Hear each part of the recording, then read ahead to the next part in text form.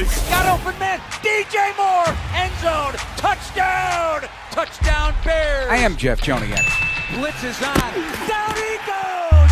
Brisker. What was it like playing for Coach Ditka? I don't want to answer any questions like that. Pressure coming. He's in big trouble. Down he goes. Montez Sweat. And etc. Now, Bears Etc. brought to you by Chevy Drives Chicago, the official truck partner of your Chicago Bears. This is a big week. Week 1 of the 2025 season, of course, in the inaugural season under head coach Ben Johnson.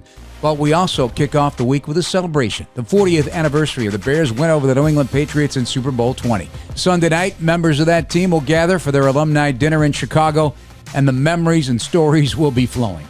Well, we get a head start on that in this episode, 165 of the Bears Etc. podcast. We're brought to you by Miller Lite with Super Bowl winning Bears guard Tom Thayer.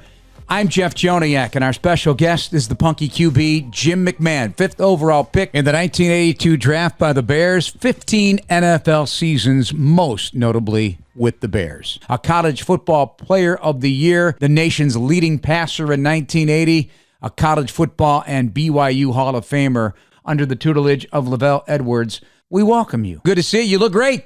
Good morning, guys. Still breathing. Can't complain, right? That's right. With the obligatory sunglasses, a little chew in the mouth. This is only a audio podcast, but we can paint the picture. You're looking good. You're looking tan. You're looking good. Yeah, I've been in the sun. I live in Arizona now, so I get plenty of sun. Jim, the other day, me, Becker, Hilge, and Jimbo, we went out to dinner with some of the modern NFL or the Bears offensive linemen. And the first question I ask everybody our age, do you still have all your own body parts? And that's the same question I'm leading in with. I still have all my own body parts, yes. I'm missing quite a few, but they're all mine. No kidding. See, I got no two hips. Titanium, no screws, nothing. You got, all the other components that we have. I got 2 hips and a knee already. And I was curious if you're holding on, playing golf as usual and living the good life. Yep. Still, I've been dealing with this damn foot for the last 3.5 years. It still doesn't bend, and I'm losing my leg because I can't engage my muscles. The simplest surgery I ever had, and got infected. And I need a new shoulder, but I'm not going anywhere near a hospital after this last deal. Right. I hear some stories about it, but, sometimes like my left leg wasn't working well. And finally I had to get my knee replaced, and it was a great job and I feel better for it. But, I think when we get up into our mid 60s and stuff, that question comes up pretty readily. So I'm glad to hear that you're all intact. When you look at the modern day NFL, if you're just watching a game or you hear about the terminology or the amount of passes being thrown, was Lavelle Edwards decades ahead of his time, do you think, in football, from your experiences to what you experienced as an NFL player? Oh, yeah. Well, the Bears playbook was probably the most boring one I'd ever seen. Lavelle, we threw the ball with how they're doing it now. That's what we did back in the mid to late 70s. And we did it out of pretty much standard formations, but we had 5 people going out pretty much every play.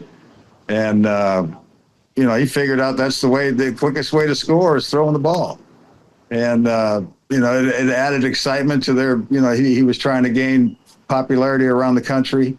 People weren't giving him much credit, the BYU program. But we had a lot of good football teams there, and now they're pretty nationally ranked every year. So they're finally getting the credit that they deserve. Was your terminology equivalent to the terminology of today, that it's every play is a paragraph? Even our Bear offense, it was a couple sentences. Boo, go out there, have an alert color if you want an audible. The terminology at BYU, was it long? No, not at all. It'd be like red right 64. Everybody knew what that was. Our 50s were, I think, our 3-step drops. 60s were 5 steps. 70s were 9-step, I guess, drops, something like that. But everybody knew the play. We didn't have to tell everybody, X, you go in motion here, or Z, you do this. It was all built into the play. Everybody had to learn that. And that's why everybody was on the same page. It made it very simple. Jim, I went back and looked at some old BYU highlights of you because I found it fascinating. I couldn't stop watching because it was an aerial show. But one of the things that I noticed immediately was how quick your drop was. You set up quickly, and on that back foot, you ripped it, and you ripped it big. Was that part of what he wanted, Lavelle Edwards, as an offensive coach, or were you just naturally gifted to set quickly and let it rip? Well, all of our routes were predicated on our drops. Like I said, the 50s were threes and the 5-step and the 7-step. And guys had to be, like if it was a 5-step drop, it'd be a 12-yard out. And so as soon as my 5th step hit, I was throwing the ball, whether they made the break or not. They were obligated to be in the right spot at the right time. And that's why that offense worked. Everybody was, clicking that way. I mean, if the ball was late, it's either going to be incomplete or picked off. I mean, you got to be able to, have your timing down and trust your guys. And I had a lot of trust in my guys. Jim, when you went into the BYU Hall of Fame recently, I saw your speech, and you mentioned the now late Doug Scoville as an impactful coach in your life. I'm not familiar with him. Can you kind of paint the picture of what he did for you as an offensive coach? Because I looked, there weren't many quarterback coaches you had in the league. You had the offensive coordinators or an offensive head coach, but not many quarterback coaches. Was he, I think he was the offensive coordinator, but tell me about him. Yeah, he was just a brilliant offensive mind. I mean, he would sit at his office. His office faced the mountains. And I would try to sneak by his office because I knew if he caught me in there, I'd be up on the chalkboard and he'd be drilling me. And I don't know how he knew I was in there, but he'd always say, I'd try to sneak by his office. He'd say, get in here. And I'd get in there and he'd have me up on the chalkboard and he'd say, look at him out there. And I'd look out at the mountains. I go, what are you looking at? He goes, I can just see them. They're wide open everywhere. I mean, he just had his way of, he just wanted to light up the scoreboard. That was his focus on game day. He goes, I want to see that scoreboard looking like Las Vegas. I want those lights flashing. And he just loved throwing the football. And we'd get it down to the 1-yard line on a long pass, and Lavelle would be happy. Hey, we're gonna run it in now. He goes, oh hell no, we're gonna throw it in. We got it down here throwing it. We're gonna throw it in. He just loved throwing touchdowns. Jim, I was recently looking at a 1980 Kodak All-American picture of the whole team, and my brother-in-law, John Scully, was on that, but you were on there, Nick Ear was on there, Singletary was on there, Kenny Marjoram was on there, and so I played with Nick Ear in the USFL. He was one of your offensive tackles at BYU, great guy, really good football player. Andy Reid was your tackle on the other side. So what you see out of him today, are you surprised he is what he is? Or, did you think this guy would be an offensive line coach, or did you ever think he wouldn't go into football after BYU? Well, he always wanted to be a quarterback. You say the old pictures of him in that punt, pass, and kick thing when he looks like he's about 30, everybody else is 10. But he can still spin the ball. I mean, he loves throwing the football, and you got to love an O-lineman that likes to throw the ball. Most of you guys like to run it all the time, but our BYU guys like to throw it. I was very impressed with his coaching abilities when he was at Green Bay. When he was on the staff, and he was one of the biggest reasons I was able to get up to Green Bay. But Jim, Andy Reid was your position coach when you were a pro quarterback, and he was in the coaching. Is that true? Well, he was actually the tight end coach the years that I was there. He was promoted to the quarterback coach the year I retired. And he actually called me up and said, hey, come on back, help me with Brett. And I'm like, dude, you've been there with him for 4 years. You don't need my help. I said, I promised my daughter I'd quit when she got to high school, so we didn't have to move anymore, or they wouldn't have to move anymore.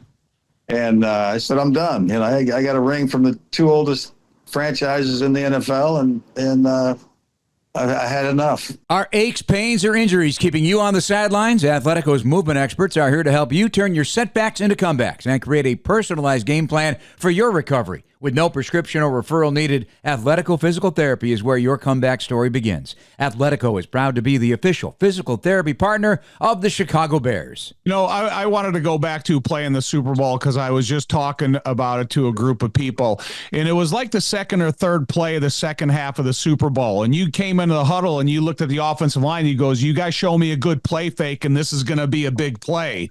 And he ended up throwing a 63-yard completion to Willie Gault. Do you remember that play? Yeah. Okay. So your recognition to why that was going to be successful in your prediction, what was that all about?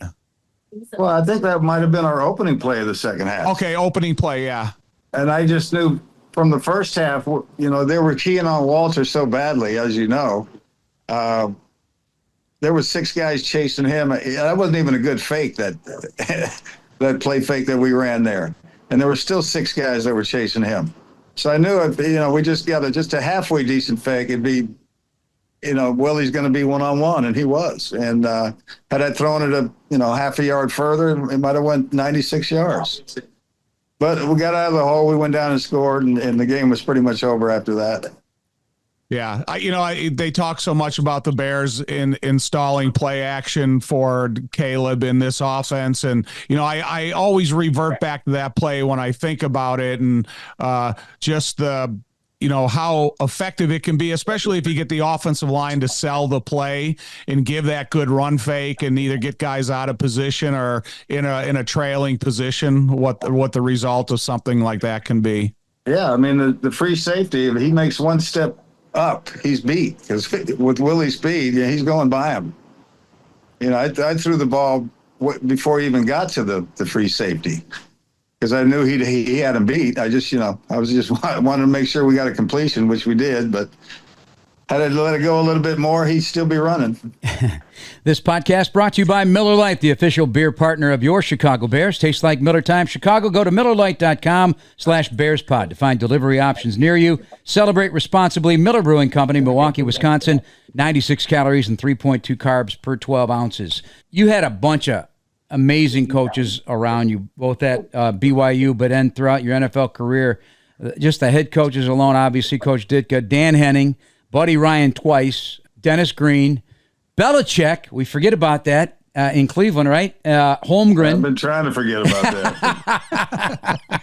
And Rich Kotite were your head coaches for 7 different teams. Quite a list. Did you feel you had quite the buffet of coaches to work with in your career? Well, I definitely had a lot of different ones. That was for sure. I enjoyed Mike Holmgren probably the best. He was more of an offensive guy, and I thought he ran his team. I thought well. We worked when it was time to work, but then we also had some time off. Didn't beat us to death. We still had pads on every once in a while, but we didn't run like we did in Chicago all the time. And people always ask me about that. How come we didn't win more there? I said, I think we got tired. I mean, when you're beating the crap out of each other for 20 weeks, and then you're getting run to death after practice. I mean, that takes its toll. I mean, and I think that had a big factor in why we didn't win more. Jim, do you remember the first time you met a young, strapping young man from the USFL who rolled into Platteville on a motorcycle? Tom Thayer. I don't I'll remember tell you. I'll tell you. I remember the first time he snapped to me. Yes. And that was a very wet experience. Because he's a sweater. Tommy had an ability to sweat more than probably anybody. And he wasn't wearing those undershorts that the Ray Early, like our centers to wear, especially if you're going to be leaking like that. Yeah, I got sprayed pretty good. And I asked him to please put on some shorts after that. By the time I got done snapping the ball, because that year the rookies and then some of the veterans, the quarterback and stuff, we came to camp early, and so I was there snapping to you, and I had my pants on. I had a fat belt underneath around my waist that was making me sweat even more. And you called Ray Early over and you go, "Are you wearing Ray Early's under there?" And I go, "No." And he goes, don't ever come out here again without shorts underneath your pants. And then you called Ray Early over. He gave me a pair of grays, and I had to wear them over my pants the rest of the practice. Yeah, he was quite a gusher. Jim, who was the first lineman you had butted? Probably Beck. Was it? Yeah, Beck and I, we were talking about it one night before a game, and I said, I'm going to knock your ass out tomorrow after we score. And he goes, all right, bring it on. And then it plummeted from there. And that's Kurt Becker. Kurt Becker, for those who don't know who Beck is, yeah. Kurt Becker, University of Michigan. And having a chance to have dinner with him the other night with Hilge and Jimbo, it's just some great storytelling, because they gave us all the offensive line a picture of us on our scooters with you in the background. And, the history of the scooters up in Platteville, it was probably one of the greatest stories that, when you got the Honda Elite 250 with the radio on it and everything, man, you were riding the kingpin of all. Those things were a lifesaver, man, in training camp. Get back and forth from the dorms and the chow hall and the meeting rooms, and after walking around or getting beat up all day. Yeah, you definitely needed those things. You still have yours? Yeah, mine still runs, dude. I've had it 40 years. Oh, my gosh. No kidding. Yeah. I tool around Scottsdale with it all the time. Oh, that's hilarious.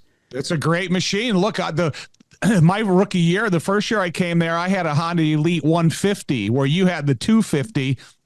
And I drove my 150 home from Platteville to Northbrook just to be able to get out of there because I was so exhausted from the training camp we just went through.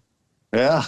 I used to drive mine on the freeway from Del Mar down to the San Diego Stadium when I was with the Chargers. Wow, that's crazy. Jim, why do you believe, like today's world of NFL football quarterbacks and receivers, they talk about the need to have that relationship, off-season work together, get on the same page, but you had an affinity for the offensive line and carved out some great relationships. And I believe Tom told me that you used to go on the offensive line dinners every week with the offensive line. What do you think attracted you to the O-line and vice versa? Well, the receivers never get the ball without the O-line doing their job. And I never really cared who my receivers or backs were. I wanted 5 guys that I could trust up front, and you'll win games with those guys. Everybody's going to have talent on those other positions, but if you got 5 guys up front that can fight for you, you're going to win a lot of games, and we did. We had a hell of an O-line there for quite a few years. I had a hell of a good 5-year run. What were those dinners like from both of you? Fun. Yeah. We ate a lot. We drank a lot. We laughed a lot. Yeah, we had a good time. It was a great tradition, man, because come Thursday, everybody looked forward to it. Everybody took their turn paying for it. We had a good selection of restaurants up there in our area, and it developed a sense of camaraderie that I don't think that can be duplicated today. Nowadays, with cell phones and these guys going in 10 different directions, if there's 10 every offensive lineman, we are all hanging out together during the day, during practice, after practice, and on Thursday night dinners. And that's what made things so cool for that group that included Kenny Marjoram, included Butthead, and this. Yeah, we had a lot more than the O-line towards the end. We had even defensive guys show up sometimes. So toss 28 throwback against the Washington then Redskins in Soldier Field. Walter threw you a touchdown. Do you remember that play? Yeah. One of the greatest catches of a football, and it's caught in a still shot of you focusing on the football, but catching the back end of the football, which really isn't done, and you don't have gloves on, and it's a pass thrown by Walter Payton. One of the greatest plays of throughout the 85 season, and you being able to make that catch. Is that the first touchdown you caught, or did you ever have an opportunity before or after that? No, I think I caught one a year or two prior to that. Same type of a play. It was a throwback from Walter. I mean, he could do it all. He could run, throw, kick. But yeah, that catch wasn't as hard as I made it look. I mean, I just misjudged the ball. That's probably why I caught the back end of it. I don't see too well, especially when it was coming out of my right side. I caught it. I caught it. I just got a glimpse of it late. But yeah, I'm glad I was able to make that catch. I don't know. The still shot makes it look like one of the all-time hardest catches. They give all these guys credit now to make these catches with those adhesive gloves. But when you make that type of catch in the back end of the football, it's just not regularly done. And, for a touchdown by Walter, pretty special. Yeah, he threw me 3 or 4 touchdowns over those years. That was a lot of fun. Good news, Chicago United Airlines is getting brand new planes with all the bells and whistles like Bluetooth connectivity, screens at every seat, and room for everyone's roller bag. United, proud to fly the Chicago Bears and you too. One of the great plays in Bears history is you coming off the bench. One of the great games, of course, the Thursday night in Minnesota. Take me back there because that first play and the blitz and the whole bit is one of the most beautiful plays in NFL history, let alone Bears history. The pitch to Willie Gault and you convincing Ditka to send you in the game. Do you get asked about this often, and is this one of your favorite plays of all time also? Well, everybody asked me, even Ditka, after I got to the sidelines, he goes, "What play did you call?" And I said, I called the play you gave me. I called the screen pass. And he goes, "Well, why'd you throw it to him?" I said, "Well, he was open." But, as the play unfolded, I almost fell down. Coming away from the center, I'd had a few muscle relaxers and painkillers in me, so I was barely standing up. But when I saw the blitz, I know right away that when it's blitz, it's man-to-man coverage, so somebody's going to run to the fullback. And when I just planted my foot to regain my balance, I looked downfield, and Willie was past his man. He was just doing his job, running his guy deep. But he was behind him, so I just let it go. I knew that there wasn't enough time for the lineman to be downfield for the screen yet, because it all happened so quickly. It was just boom, boom, plant your foot and let it go. And, it worked out great. Yeah, it did. Tom, you remember that play in detail?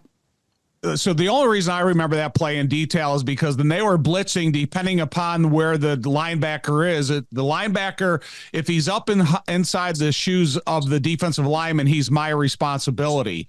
And if he's not, then I have my defensive lineman, and Walter comes up and he picks up the blitzer. So the blitzer was coming back and forth, and I just going, "Oh my God, I hope Walter Payton and I are on the same page, or else Jim's going to get hurt." And so I took my defensive tackle, and then the highlight of Walter picking up that blitzer, and then what Jim did after that is finding Willie Gault for a touchdown. There are so many, uncommunicated responsibilities in that instant for the success of that play.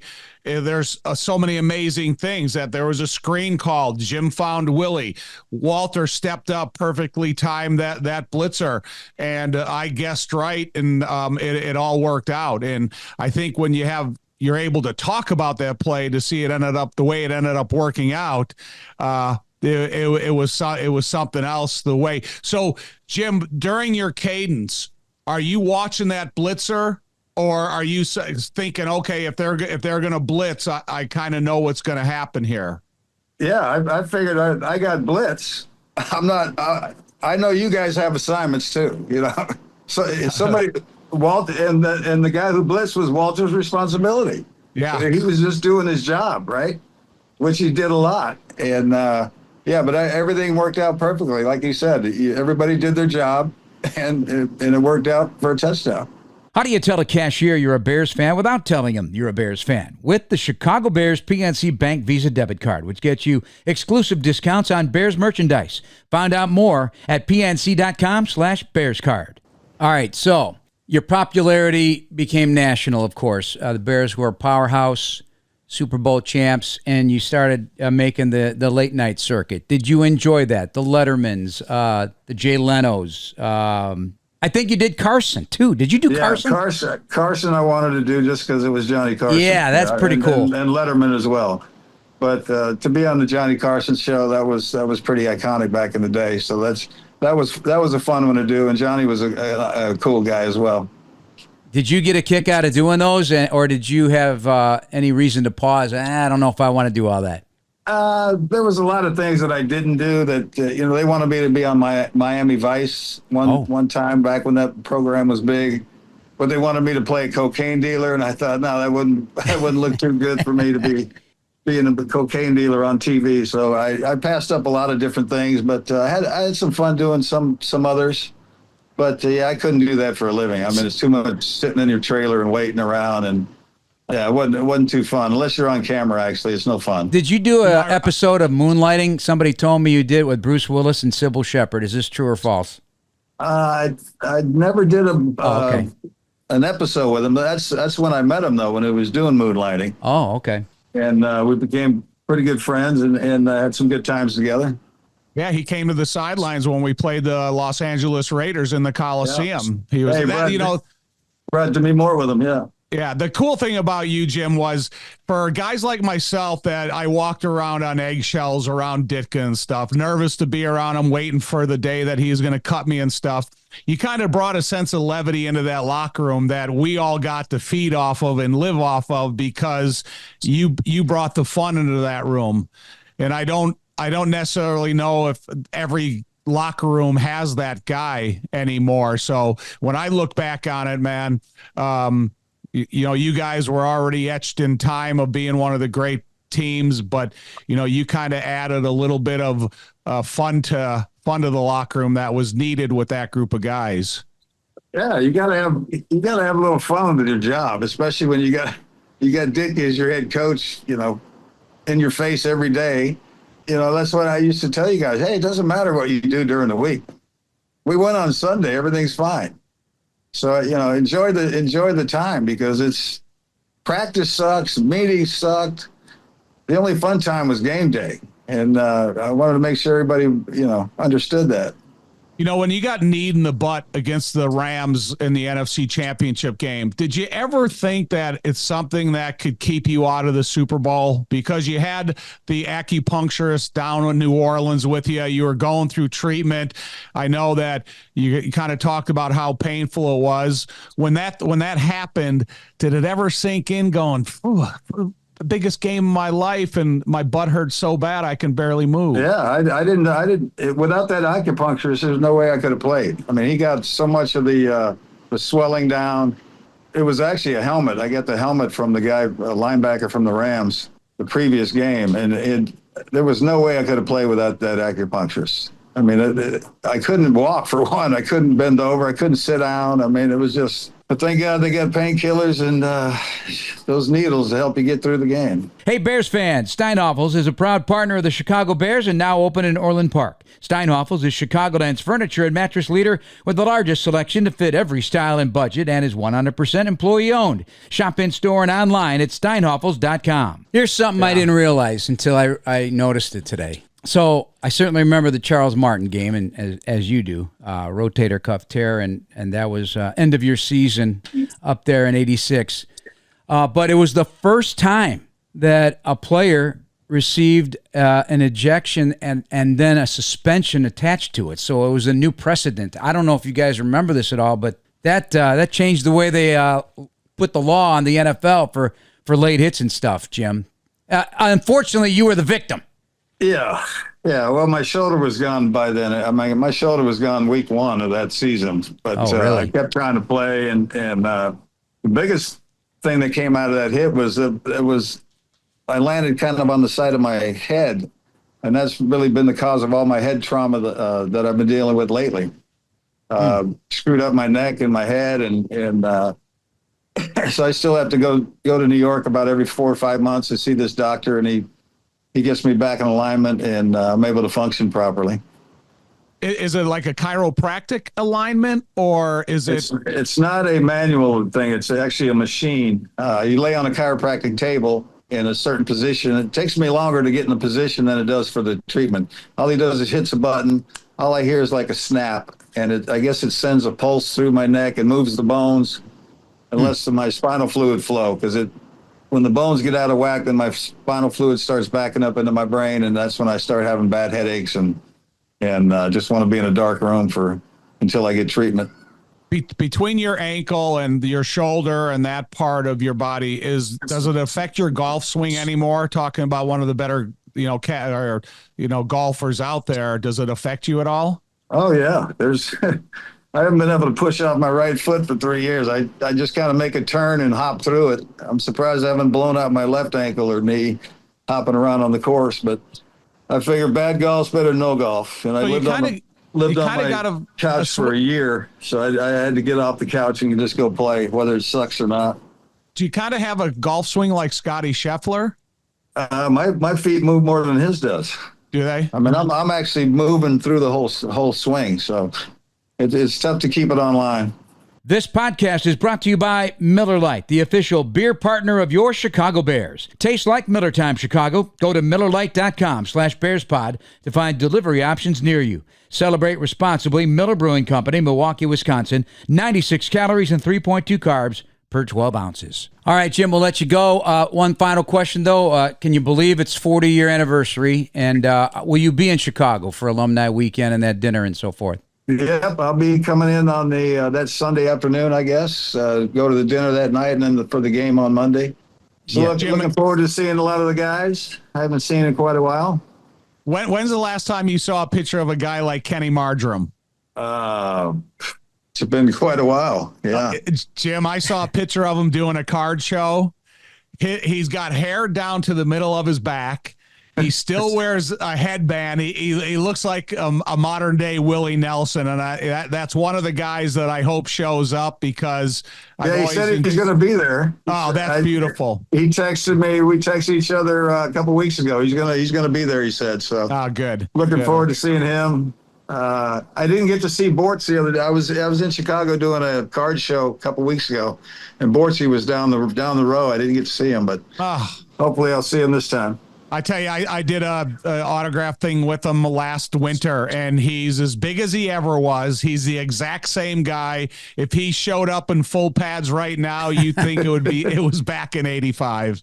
Well, yep. Some guys have done well. Others have. Look at Hilge. Hilge's smaller than me now. I played golf with Jay last month, and I couldn't believe how small he was. Just jump rope. I wouldn't mind taking a snap off him now. He doesn't have that big old fat ass anymore. Well, just jump rope and eat pistachios. I think you'll look like Jay. Yeah. All right, Jim, we'll let you go. Really appreciate the walk down memory lane, and we're looking forward to see you back in Chicago here for the 40th. All right, guys, take care. Have a good day, Jim. Appreciate it. Appreciate it.